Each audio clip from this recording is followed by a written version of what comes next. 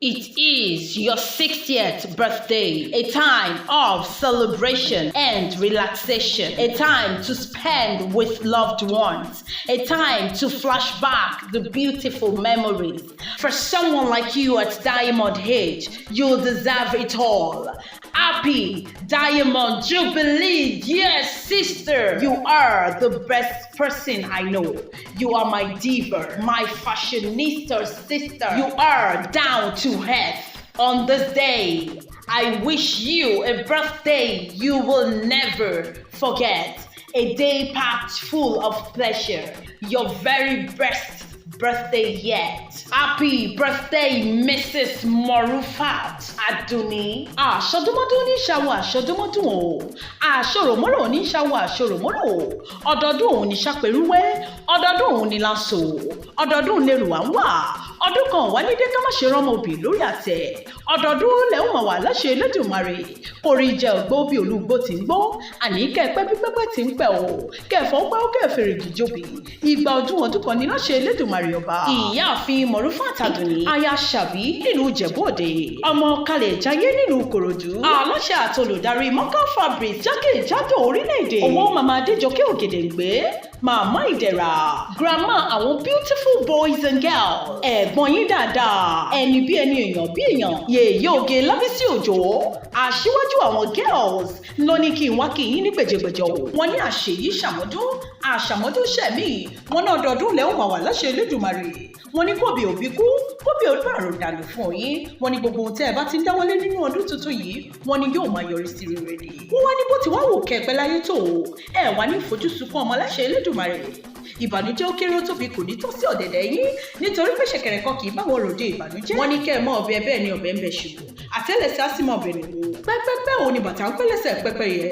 Ẹ ó pẹ́ láṣẹ Elédùmarè. Ẹ ó dálẹ̀ ò sì ní lálẹ̀. Wọ́n wá ní kí n súré mú yín relé bàbá tó bí yín lọ́mọ. Ìkòròdú ọ̀gá ọmọ ríwú, ọmọ ṣẹlẹ̀ jẹ̀jẹ̀ bí ẹni òróbìnrin rí, kòkó sálábàárò nílé bàbá tó bí yín lọ́mọ. Gbogbo wọn lọ̀gá ní àwọn bàbá yín. Ọmọ ìmàlẹ̀ afẹ́ ẹ̀lẹ́jà, ọmọ aṣáwọn ní póríkì ẹsẹ̀, ọmọ ìlúkú mẹ̀dẹ́mẹ̀dẹ́, ńlẹ́ ọmọ ìlúkú mẹ̀dẹ́mẹ̀dẹ́, ọmọ akélúgbó kẹrùbẹni tó ń bẹ lójú ọ̀nà, ọmọ onígbòkun àìdé, ọmọ onígbòkun àjòjì gbọdọ̀ wọ̀. Ńbájòjì tó bá wọ gbòòrò bàbá tí yín yóò padà dẹni ẹbọra ni. Òòṣà Ìkòròdú òkú pípẹ́ méjì, àfẹlùkù mẹ̀dẹ́mẹ̀dẹ́, ọmọ oníṣu mẹ́fà, méjì jíjẹ, méjì àìjẹ, méjì tó kù òòṣà tí ò lè yín ni wọ́n fi mọ̀. Ọmọ káfọ̀páwà, káfàjẹwà, kásọ̀pánù, kásàjẹnù, káwá mú gèdègèdè ọlọ́kọ̀ káfíwakọ̀ délùú ṣẹ̀rì. Olórí olóyè kan bí ẹgbẹgbẹ̀rún, Chief Adémọ́lá Ṣàbí nílùú Ìjẹ̀bú Òde, aya Ìjẹ̀bú olówó joyè méjì pọ̀. Wọ́n ní bó bá wùn Ìjẹ̀bú àwọn ní ẹni wíníwíní, bó bá wùn Ìjẹ̀bú àwọn ní ẹni wíníwíní, bó bá wùn bàbá wọn wọ́n fẹ́ ni wọn tó kò ṣọdún alágẹmọ. Àwọn ọmọ alágẹmọ àbìdówìnì, tákọ́ mẹ́gun wọ́n gbó bàrà, ìbálòpọ̀pọ̀ mẹ́gun wọ́n gbó rẹ mọ́. Ọmọ àfíjù Ìjẹ̀bú tí fọkọ ẹ̀ ṣàpènà, ọmọ ìrìnìwà, ọmọ ọba ń ta, ọmọ ọba àjàgbàlúra, ọmọ nílé ló pe tiẹ̀ nílé o, ọmọ ọlọ́nà ń pe tiẹ̀ lọ́nà, ọmọ Ìjẹ̀bú ló pe tiẹ̀ lójúde ọba. Ọmọ alágẹmọ mẹ́rìndínlógún, ọmọ alágẹmọ ògún wọ̀yọ̀wọ̀yọ̀, ọmọ awúrè fàṣẹbanu, ọmọ akáṣọ sílẹ̀ kéré ògùn lọ́ṣẹ̀, ọmọ òun ṣe ni ọ̀yọ̀yọ̀ yàn, ọ̀yọ̀yọ̀ máyọ̀mọ́, ohun tí ń ṣe ni òkúkú lè pa ni. Ọmọ arẹ́yẹ kéròkò, ní kò rókò tán ṣe ẹyẹ fò lọ. Àṣeyí ṣàmọ́dún o, àṣàmọ́dún ṣẹ̀mí, lágbára Ọlọ́run ọba, láṣẹ Elédùmarè ọba dání wáyé, ẹni ẹlẹ́ni ò wá nígbà ṣe ń ṣe, ẹ ṣẹ̀ṣẹ̀ bẹ̀rẹ̀ ayé ni o.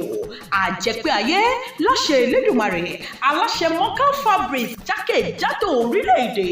Ìgbà ọdún kan ni. Ọmọ Elédùmarè lèmi ń jẹ́, èmi ọmọ ṣẹ̀rú olóònífẹ̀kan máa budọ́ ṣòwò mátàwìn. This birthday wish is courtesy of your big sister, Yeyeoge Lábísí Òjó, aṣíwájú àwọn girls. She is wishing you a very happy birthday, long life and prosperity.